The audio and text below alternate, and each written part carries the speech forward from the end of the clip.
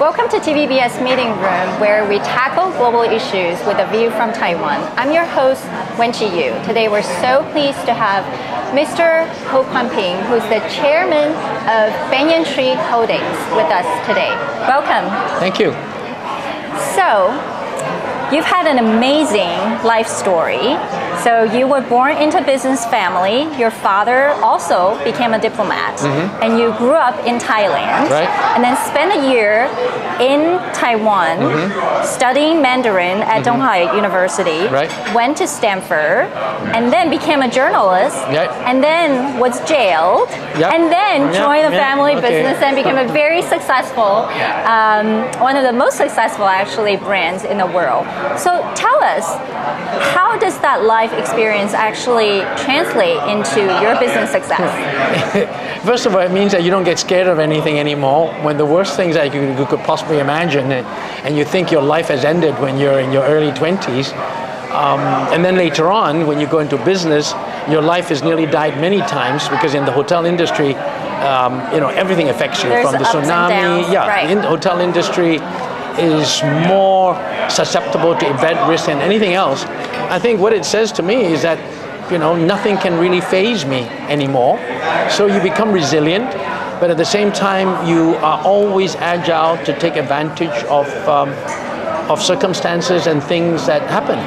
So, for example, my own background, I think the fact that I never really was entirely Singaporean, I was never Taiwanese, I was never Thai, although I only spent my childhood years there. And the bad side of it was that when I was growing up, I always thought I was an outsider. I was never an insider to anything. But now that I reflect back, I think part of the reason why Bayan Tree as an Asian brand has succeeded so well in non-Asian areas, in 27 countries and so on, is partly because I was always an outsider, so I was never held back by any cultural constraints.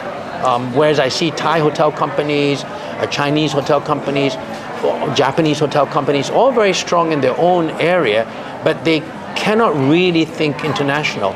Whereas I've been international all my life, not by choice, but by circumstances.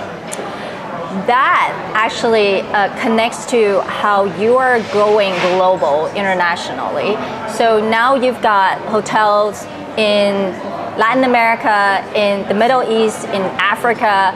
And so how do you bring this sort of Asian-centered theme or inspired brand to other parts of the world and then make them acceptable and popular?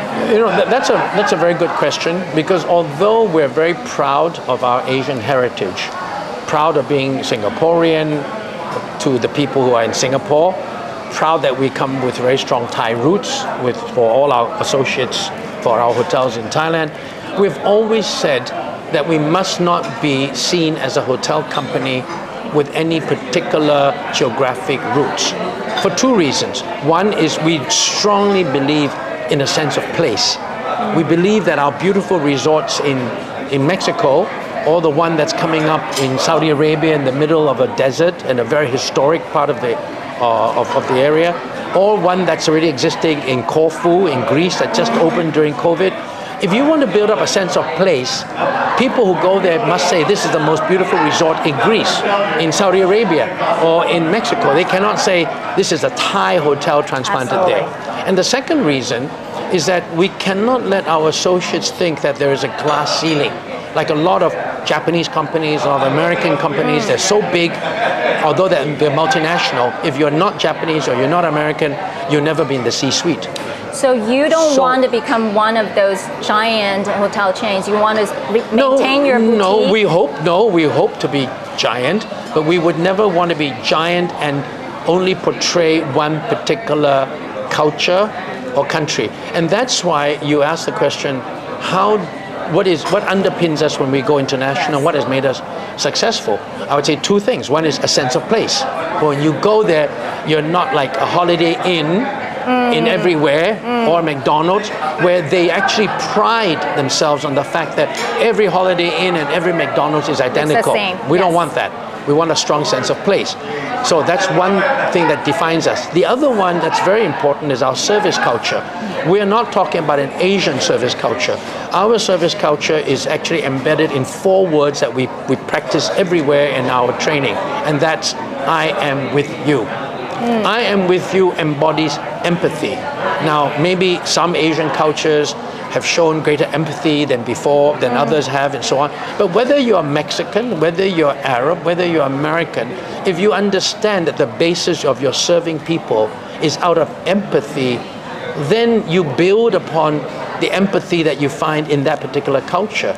And as a result of that, our Mexican associates are so proud to be Mexican and so proud to be Bayan Tree. They believe that Bayan Tree is truly their family. And it's not because we are Asian or Thai or whatever. We are truly global and united by a set of core values which are universal. You know, it's important to focus on this sort of building a global culture. However, as you know, this world right now is quite fragmented. We have a war that's ongoing, right. Russia and Ukraine, and then we have the 2 greatest powers in the world that are fighting against each other, or competing. And you are caught Taiwan is caught right in the middle. Well, I think for any business that's trying to do operations globally, this is inevitably a great challenge. Yeah. So how do you navigate that? It's not a great challenge in terms of making people across the world feel part of a Bayan Tree family. I've already mentioned to you, we built that culture. We built that culture over 30 years. Whether America and China are tensions, or whether America and XYZ is at tensions, people who are in our hotels feel that they're part of Bayan Tree. So that's not been the challenge. The challenge is how do we navigate in a world where there's going to be increasing sanctions? Obviously, everybody in China is already well aware, as well as the US hotel chains, that what happened between the US and Russia in terms of sanctions may well apply to China. Yes. The weaponization of SWIFT and global finance against China. So China is very concerned now about creating its own autonomy rather than independence in every area. Now, the problem then is we refuse to get drawn in, so that if we choose to be in China and America slaps sanctions on China, we have to withdraw. Neither do we want to be caught in a situation where China is going to look badly on us if we have a hotel in the Americas, in North America. How do you do that, though? How we're doing that is something we've learned early on.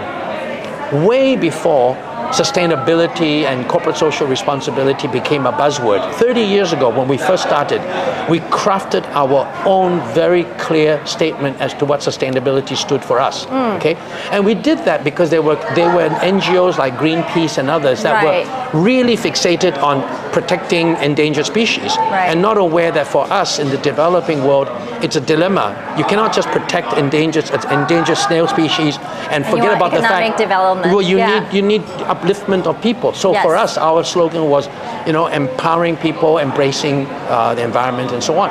What we are now needing to do is we have to craft our own statement as to what dealing with other countries mean. What does democracy mean? What kind of companies will we work with? What kind of companies will we not work with? We work in Cuba, we work in China, and we are not going to say get out of China because I may not agree with what China is doing with the Uyghurs, but that doesn't mean I'm just going to get out because Americans tell us to get out. We work with companies, we work with partners. So we are going to have to define, just like banks have know your customer, we're going to have a program of know your partner. And the partners we deal with will have to be vetted according to our principles. And if we do that in a proactive way, if sanctions are hit across the world, we are going to stand up and say we have consistently stood for our principles, and we will not allow Russia, China, America, or anybody else to tell us who we can and cannot deal with. That is gutsy.